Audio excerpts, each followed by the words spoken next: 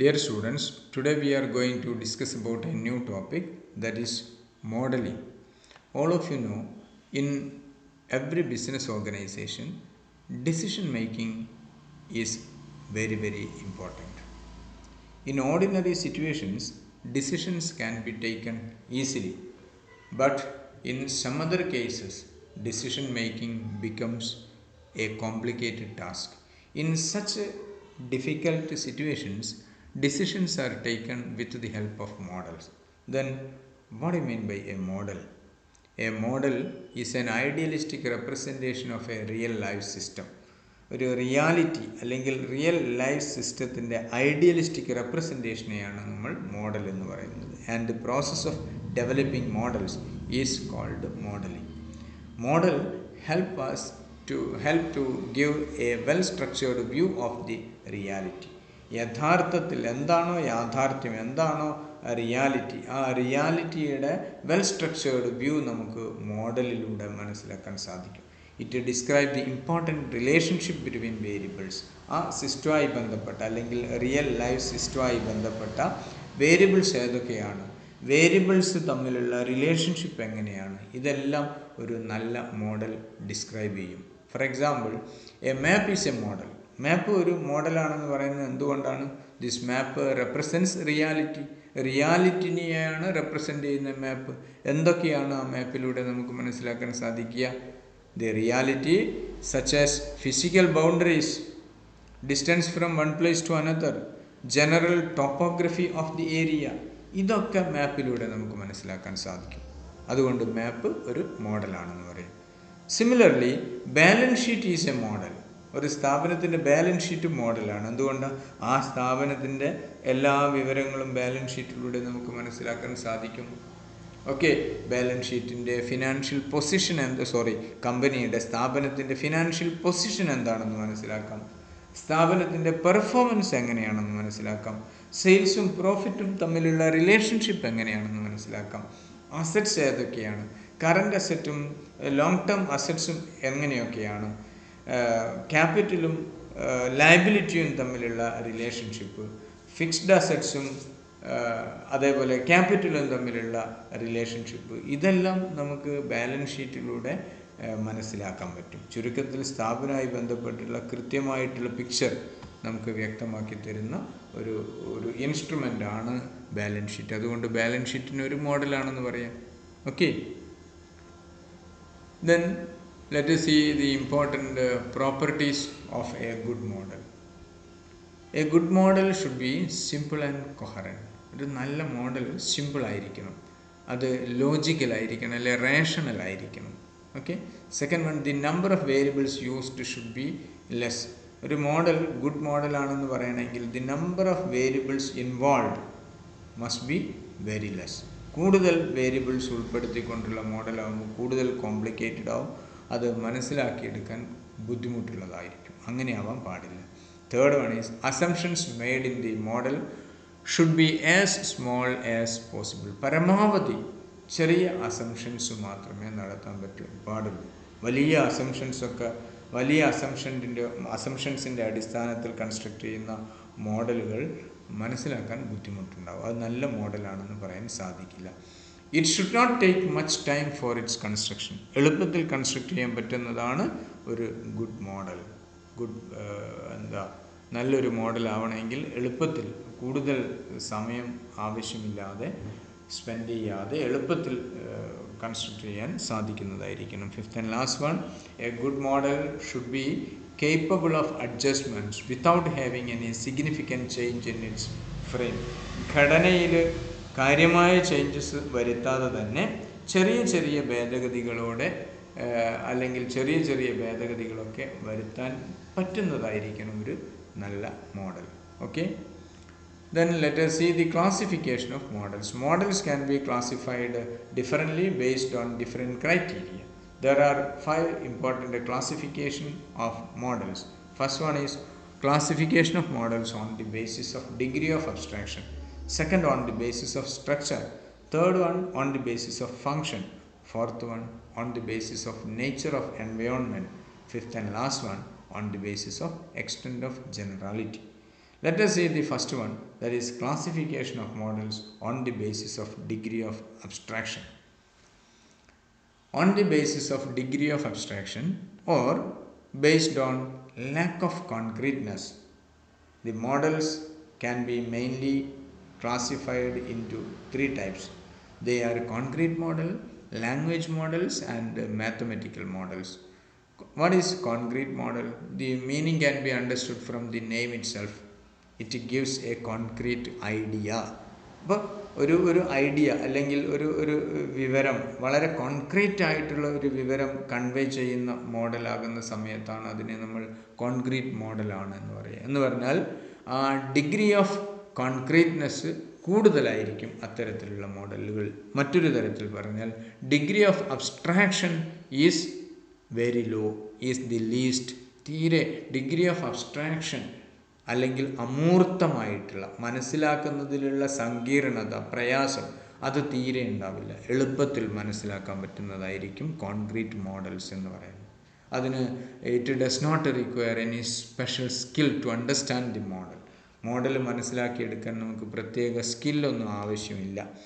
അതാണ് concrete model എന്ന് പറയുന്നത്. For example, picture of a ബിൽഡിങ്ങിൻ്റെ പിക്ചർ കണ്ടു കഴിഞ്ഞാൽ അത് ഏത് തരത്തിലുള്ള ആൾക്കാർക്കും എളുപ്പത്തിൽ മനസ്സിലാക്കാൻ പറ്റും. അത് ഇന്ന രീതിയിലുള്ള ബിൽഡിംഗ് ആണ് എന്ന് പറയാൻ സാധിക്കും.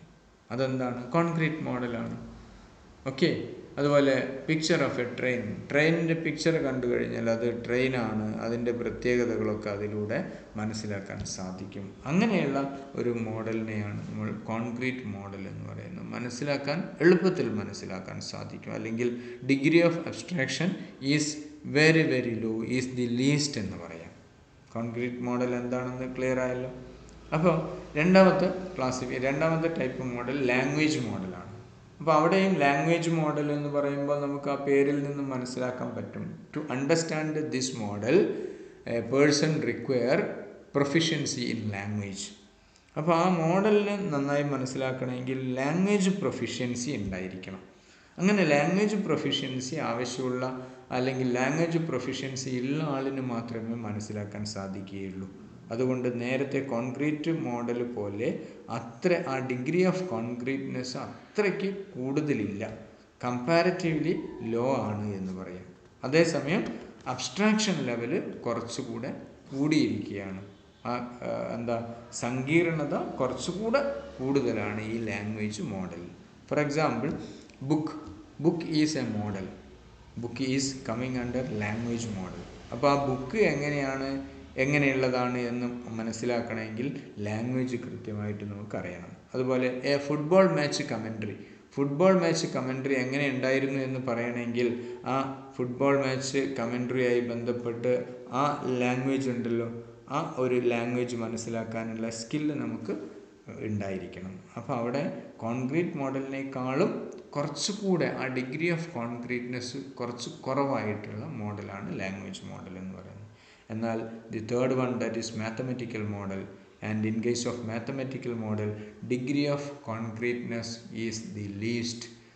ഡിഗ്രി ഓഫ് കോൺക്രീറ്റ്നെസ് തീരെ കുറവുള്ള എന്ന് പറഞ്ഞു കഴിഞ്ഞാൽ അബ്സ്ട്രാക്ട്നെസ് കൂടുതലുള്ള ഒരു മോഡലാണ് മാത്തമെറ്റിക്കൽ മോഡൽ. അവിടെ പലപ്പോഴും മാത്തമെറ്റിക്കൽ നോളജ് ആവശ്യമായി വരുന്നു എന്നുള്ളതാണ്. To understand the model one must have mathematical knowledge.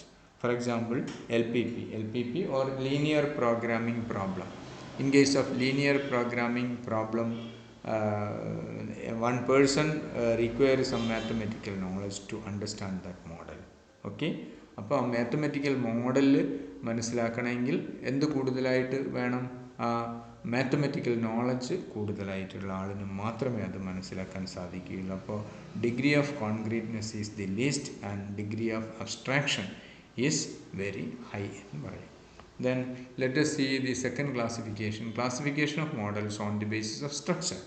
ഇവിടെ മോഡലിനെ ക്ലാസിഫൈ ചെയ്യുന്നത് ഓൺ ദി ബേസിസ് ഓഫ് സ്ട്രക്ചറിൻ്റെ അടിസ്ഥാനത്തിലാണ്. ഇവിടെ based on structure there are three types of model. First one is physical model or iconic model.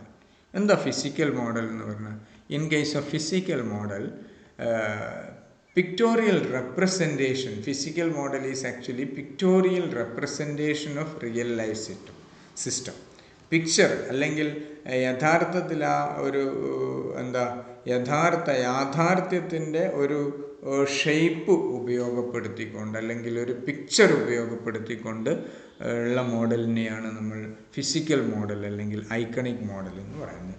Blue print of A house. വീടിൻ്റെ blue print കണ്ടു കഴിഞ്ഞാൽ ആ blue print എന്ന് പറയുന്ന ഒരു മോഡലാണ്, എളുപ്പത്തിൽ നമുക്ക് മനസ്സിലാക്കാൻ സാധിക്കും. ഒരു എയറോപ്ലെയിനിൻ്റെ ടോയ് എയറോപ്ലെയിൻ കണ്ടു കഴിഞ്ഞാൽ നമുക്കത് എയറോപ്ലെയിനാണ് എന്ന് നമുക്ക് പറയാൻ സാധിക്കുന്നു. അപ്പോൾ അതിനെയാണ് ഫിസിക്കലായിട്ടുള്ള ആ സ്ട്രക്ചർ ഉണ്ടല്ലോ അത് നോക്കിയിട്ടാണ് ആ യാഥാർത്ഥ്യത്തിൻ്റെ ഒരു ഷോർട്ട് ഫോം അല്ലെങ്കിൽ അതിൻ്റെ ഒരു പിക്ടോറിയൽ റെപ്രസെൻറ്റേഷൻ അല്ലെങ്കിൽ അത്തരത്തിലുള്ള മോഡലിനെയാണ് നമ്മൾ ഫിസിക്കൽ മോഡൽ എന്നതുകൊണ്ട് ഉദ്ദേശിക്കുന്നത്. Second one, analogue model or schematic model. എന്താണ് അനലോഗ് മോഡൽ? നേരത്തെ ഫിസിക്കൽ മോഡലിൻ്റെ അത്രയും കോൺക്രീറ്റ്നെസ് അനലോഗ് മോഡലിന് ഉണ്ടാവില്ല. കാരണം എക്സാമ്പിൾ നോക്കൂ, a network of water pipe line in a city. നമ്മൾ വാട്ടർ അതോറിറ്റി ഓഫീസിലെല്ലാം പോയി കഴിഞ്ഞാൽ ആ സിറ്റിയിലുള്ള വാട്ടർ അതോറിറ്റിയുടെ pipe line, water pipe line network ഒരു മോഡൽ അവിടെ കാണിച്ചിട്ടുണ്ടാകും. ആ മോഡൽ കണ്ടു കഴിഞ്ഞാൽ അത് വാട്ടർ പൈപ്പ് ലൈൻ നെറ്റ്വർക്കാണ് എന്ന് എല്ലാ ആൾക്കാർക്കും മനസ്സിലായിക്കൊള്ളണമെന്നില്ല. അത് വാട്ടർ പൈപ്പ് ലൈനിൻ്റെ മോഡലാണെന്ന് പറഞ്ഞു കഴിഞ്ഞാലാണ് ഇങ്ങനെയൊക്കെയാണ് എന്ന് നമുക്ക് മനസ്സിലാക്കാൻ സാധിക്കുകയുള്ളൂ. ഇതേ ആ വാട്ടർ പൈപ്പ് ലൈൻ ഡിസ്ട്രിബ്യൂഷനുമായി ബന്ധപ്പെട്ട മോഡൽ എന്തുകൊണ്ടാണ് ഉണ്ടാക്കിയിരിക്കുന്നത്, അതേ പ്രോപ്പർട്ടി ഉപയോഗിച്ചുകൊണ്ട് നമുക്ക് വേണമെങ്കിൽ ഇലക്ട്രിസിറ്റി ഡിസ്ട്രിബ്യൂഷനുമായി ബന്ധപ്പെട്ട ആ സിറ്റിയിലുള്ള മോഡലും അതേ രീതിയിൽ തന്നെ കാണിക്കാൻ സാധിക്കും. അപ്പോൾ അവിടെ ഇത് വാട്ടർ പൈപ്പ് ലൈൻ നെറ്റ്വർക്കിൻ്റെ മോഡലാണോ അല്ല ഇലക്ട്രിസിറ്റി ഡിസ്ട്രിബ്യൂഷൻ്റെ മോഡലാണോ എന്ന് നമുക്ക് മനസ്സിലാക്കാൻ ബുദ്ധിമുട്ടാണ്. ഓക്കെ, അപ്പോൾ അത്തരത്തിലുള്ള മോഡലിനെയാണ് അനലോഗ് മോഡൽ എന്ന് പറയുന്നത്. അത് ഫിസിക്കൽ മോഡലിനേക്കാളും കുറച്ചുകൂടെ കോൺക്രീറ്റ്നെസ് കുറഞ്ഞിട്ടുള്ള അല്ലെ ഡിഗ്രി ഓഫ് അബ്സ്ട്രാക്ഷൻ കുറച്ചുകൂടെ കൂടിയിട്ടുള്ള മോഡലാണ് analogue model. And the third one is symbolic model or mathematical model. നേരത്തെ പറഞ്ഞ അബ്സ്ട്രാക്ഷൻ ലെവൽ പരമാവധിയുള്ള കോൺക്രീറ്റ്നെസ് വളരെ കുറവുള്ള മോഡലാണ് മാത്തമെറ്റിക്കൽ മോഡൽ അല്ലെങ്കിൽ സിംബോളിക് മോഡൽ എന്ന് പറയുന്നത്. ഇവിടെ മാത്തമെറ്റിക്കൽ സിമ്പിൾസ് ആയിട്ടുള്ള equal, less than, greater than or equal, less than or equal എന്നിങ്ങനെയുള്ള സിമ്പിൾസ് എല്ലാം ഉപയോഗിച്ചുകൊണ്ടാണ് മോഡൽ കൺസ്ട്രക്ട് ചെയ്യുന്നത്. അതുകൊണ്ടാണ് അതിനെ സിംബോളിക് മോഡൽസ് എന്ന് പറയുന്നത്. Then the third classification is classification of models on the basis of function. Based on function, models can be of three types. They are descriptive models, predictive models, and normative model or optimization or prescriptive model. First one is descriptive model. What is descriptive model? Descriptive models describe various operations or functional relationship in a non-mathematical language. ഇപ്പോൾ mathematical ലാംഗ്വേജിലല്ലാതെ എളുപ്പത്തിൽ ഒരു real life situation എന്താണ് എന്ന് describe ചെയ്യുന്ന ആ ഒരു മോഡലിനെ നമുക്ക് ഡിസ്ക്രിപ്റ്റീവ് മോഡൽ എന്ന് പറയാം. അത് ഡിസ്ക്രൈബ് ചെയ്യുന്നു, that model describe the functional relationship in a non-mathematical language. For example, organization chart. ഒരു സ്ഥാപനത്തിൻ്റെ ഓർഗനൈസേഷൻ ചാർട്ട് കണ്ടു കഴിഞ്ഞാൽ ആ ടോപ്പ് ലെവൽ അതോറിറ്റി മുതൽ താഴെ വരെയുള്ള ആ ഓർഗനൈസേഷൻ ചാർട്ട് കണ്ടു കഴിഞ്ഞാൽ സ്ഥാപനത്തെപ്പറ്റി ഫങ്ഷണൽ റിലേഷൻഷിപ്പെല്ലാം നമുക്ക് കൃത്യമായി മനസ്സിലാക്കി തരുന്നു, ഡിസ്ക്രൈബ് ചെയ്യുന്നു. അത് ഒരു മോഡലാണ്, അതൊരു ഡിസ്ക്രിപ്റ്റീവ് മോഡലാണെന്ന് പറയും. Okay, then second one, predictive model. Predictive model helps to predict future behavior of a system. ഒരു സിസ്റ്റത്തിൻ്റെ ഫ്യൂച്ചർ ബിഹേവിയർ എന്തായിരിക്കുമെന്ന് വ്യക്തമാക്കി തരുന്ന മോഡലിനെയാണ് പ്രെഡിക്റ്റീവ് മോഡൽ. അപ്പോൾ അതിൻ്റെ ഫങ്ഷൻ എന്ന് പറയുന്നത് എന്താണ്, ഫ്യൂച്ചർ ബിഹേവിയർ എന്താണ്, ആ സിസ്റ്റത്തിൻ്റെ ഫ്യൂച്ചർ ബിഹേവിയർ എന്താണ് എന്ന് പ്രെഡിക്റ്റ് ചെയ്യുകയാണ് ആ മോഡലിൻ്റെ ഫങ്ഷൻ. അതുകൊണ്ടാണ് ഇത് ഫങ്ഷണൽ ക്ലാസിഫിക്കേഷനിൽ വരുന്നത്, predictive model. For example, moving average model ഒരു മോഡലാണ്, അത് പ്രെഡിക്റ്റീവ് മോഡലാണ്. അത് മൂവിങ് ആവറേജ് മോഡലിൻ്റെ സഹായത്തോടു കൂടി നമുക്ക് അടുത്ത ഒരു ഫ്യൂച്ചറിലുള്ള ഒരു ഫിഗർ എന്താണെന്ന് മനസ്സിലാക്കാൻ സാധിക്കും. ഫ്യൂച്ചറിലുള്ള പൊസിഷൻ എങ്ങനെയായിരിക്കും എന്ന് നമുക്ക് മനസ്സിലാക്കാൻ സാധിക്കും. Third one, normative models or optimisation or prescriptive model. When a predictive model is tested repeatedly and find successful, it can be used to prescribe an action. അപ്പോൾ പ്രഡിക്റ്റീവ് മോഡൽ എന്ന് പറഞ്ഞു കഴിഞ്ഞാൽ ഫ്യൂച്ചർ ബിഹേവിയർ നമുക്ക് predict ചെയ്യാൻ സാധിക്കും. അങ്ങനെ future behaviour repeated ആയിട്ട് നമ്മൾ ടെസ്റ്റ് ചെയ്യുന്ന സമയത്ത് അത് ശരിയാണെന്ന് മനസ്സിലാക്കി കഴിഞ്ഞാൽ അത് used to prescribe an action. Okay, അങ്ങനെയാകുന്ന സമയത്ത് അതിന് കൂടുതൽ ആധികാരികത വരുന്നു. അങ്ങനെയാവുന്ന സമയത്താണ് അതിനെ നമ്മൾ നോർമേറ്റീവ് മോഡൽ എന്ന് പറയും. കൂടുതൽ തവണ ടെസ്റ്റിങ്ങിന് വിധേയമാക്കി ശരിയാണ് എന്ന് ബോധ്യപ്പെട്ട് കഴിഞ്ഞാൽ അത് അതിന് കൂടുതലൊരു വാലിഡിറ്റി വരുന്നു. അങ്ങനെ ആവുന്ന സമയത്ത് അതിനെയാണ് നോർമേറ്റീവ് മോഡൽ എന്ന് പറയുന്നത്. LPP, നേരത്തെ സൂചിപ്പിച്ച LPP എന്ന് പറയുന്നത് നോർമേറ്റീവ് മോഡലായിട്ട് നമുക്ക് ഒരു ഉദാഹരണമായിട്ട് പറയാവുന്നതാണ്. Okay, then the fourth classification is classification of model on the basis of nature of environment. Based on nature of environment, there are two types of model. They are, first one is deterministic model and second one is probabilistic model. What is deterministic model? All the variables are and functional relationship between the variables are known with certainty. ഒരു സിസ്റ്റവുമായി ബന്ധപ്പെട്ട variables ഏതൊക്കെയാണ് എന്നും ആ variables തമ്മിലുള്ള functional relationship എല്ലാം 100% certain ആണ് എങ്കിൽ അത്തരത്തിലുള്ള മോഡലിനെ നമുക്ക് ഡിറ്റർമിനിസ്റ്റിക് മോഡൽ എന്ന് പറയും. For example CPM, critical path method എന്ന് പറയും. അതെന്താണെന്നെല്ലാം പിന്നീട് നിങ്ങൾ പഠിക്കും. ഇപ്പോൾ ഡിറ്റർമിനിസ്റ്റിക് മോഡലിന് എക്സാമ്പിളായിട്ട് CPM, ക്രിട്ടിക്കൽ പാത്ത് മെത്തേഡ് എന്ന് ഓർക്കുക. Then second type model is probabilistic model or stochastic model. Stochastic model, in case of stochastic model, at least one variable is a random variable. നേരത്തെ പറഞ്ഞ പോലെ എല്ലാ വേരിയബിൾസും 100% സെർട്ടൈൻ അല്ല. ചില variable എങ്കിലും random variable ആണ്, റാൻഡംലി സെലക്ട് ചെയ്യേണ്ടി വരും. അങ്ങനെ ആവുന്ന സമയത്ത് അതിനെയാണ് പ്രോബബിലിസ്റ്റിക് മോഡൽ എന്ന് പറയുക.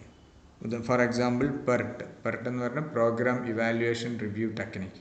അത് ഒരു പ്രോബബിലിസ്റ്റിക് മോഡലാണ്. Fifth and last classification of models on the basis of extent of generality. Based on generality, there are two types of model. They are general models and specific models. First one, general models. General models can be used generally for all function. എല്ലാറ്റിനും വേണ്ടി, എല്ലാ functions കാണിക്കാനും വേണ്ടി നമുക്ക് ഉപയോഗിക്കാൻ പറ്റുന്ന തരത്തിലുള്ള മോഡൽസിനെയാണ് general models എന്ന് പറയുന്നത്. For example, linear programming model can be used for functions such as product mix, sales mix etcetera. Product mix കണ്ടുപിടിക്കാനും സെയിൽസ് മിക്സ് കണ്ടുപിടിക്കാനും അങ്ങനെ എല്ലാറ്റിനും ജനറലായിട്ട് ഉപയോഗിക്കാൻ പറ്റുന്ന മോഡലാണ് ലീനിയർ പ്രോഗ്രാമിംഗ് മോഡൽ. അപ്പോൾ ആ LPP എന്ന് പറയുന്ന ലീനിയർ പ്രോഗ്രാമിംഗ് മോഡൽ ജനറൽ മോഡൽസിന് എക്സാമ്പിളാണ്. Okay, specific models can be used only four specific function. ഒരു പ്രത്യേക ഫങ്ഷൻ മാത്രം സൂചിപ്പിക്കാനേ ഈ മോഡൽ ഉപയോഗിക്കുകയും പറ്റുകയുള്ളൂ. അതാ സ്പെസിഫിക് മോഡൽസ് എന്ന് പറയുന്നത്. For example, sales response curve can be used in marketing function only. Sales response കർവാണ്, അത് മാർക്കറ്റിംഗ് ഫങ്ഷന് മാത്രമേ ഉപയോഗിക്കാൻ സാധിക്കുകയുള്ളൂ. പ്രൊഡക്ഷൻ ഡിപ്പാർട്ട്മെൻറ്റുമായി ബന്ധപ്പെട്ട്, പ്രൊഡക്ഷൻ ഫങ്ഷനുമായി ബന്ധപ്പെട്ട് ഉപയോഗിക്കാൻ പറ്റുകയില്ല. അപ്പോൾ അവിടെ സെയിൽസ് റെസ്പോൺസ് കർവ് ഒരു സ്പെസിഫിക് മോഡലാണെന്ന് പറയാം. Okay, then let us see the advantages of models. A model provides a logical and systematic approach to the problem.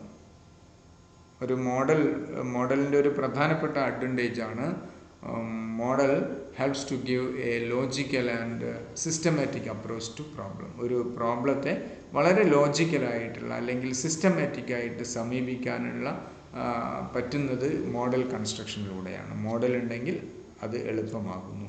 Then second one, when we develop a model, the problem under consideration become controllable. Model construct ചെയ്യുന്നതോടുകൂടി ആ ഒരു problem അല്ലെങ്കിൽ നമ്മൾ പഠിക്കാൻ പോകുന്ന ആ ഒരു phenomenon നമ്മുടെ കൺട്രോളിൽ ആവുന്നു. Then third one, model indicates the limitations and scope of an activity. ഓരോ ആക്ടിവിറ്റിയുടെയും എന്താ ലിമിറ്റേഷൻസ് എന്തൊക്കെയാണ്, അതേപോലെ സ്കോപ്പ് എന്തൊക്കെയാണ് എന്നെല്ലാം മോഡൽ കൺസ്ട്രക്ട് ചെയ്യുന്നതിലൂടെ നമുക്ക് ഐഡൻറ്റിഫൈ ചെയ്യാൻ സാധിക്കുന്നു. Fourth and last one, a model സജസ് ways for new research and improvement in a system. ഒരു സിസ്റ്റമായി ബന്ധപ്പെട്ട് കൂടുതൽ ഇംപ്രൂവ്മെൻറ്റ് വരുത്താനും അല്ലെങ്കിൽ പുതിയ റിസർച്ചിനുള്ള സാഹചര്യമൊക്കെ സജസ്റ്റ് ചെയ്യുന്നു ഈ models. These are the important advantages of A model. നമുക്ക് ഈ മോഡലിംഗ് എന്ന ഭാഗം ഇവിടെ പൂർണ്ണമാവുകയാണ്. ബാക്കി നമുക്ക് നെക്സ്റ്റ് ക്ലാസ്സിൽ. Okay, thank you.